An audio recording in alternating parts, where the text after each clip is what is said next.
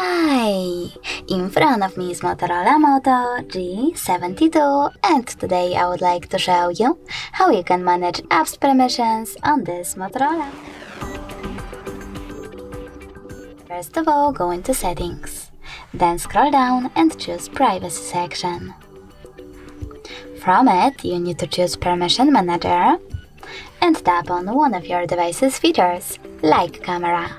Then click on one of your apps, like Chrome, and choose the best option for you.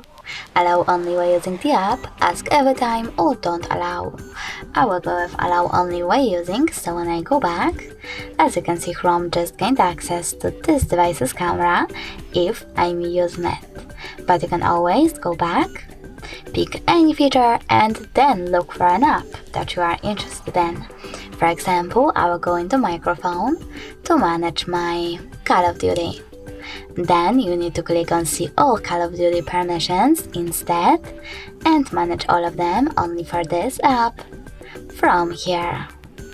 Thanks so much for watching. If you enjoyed this video, don't forget to leave a like, comment, and definitely subscribe. Bye!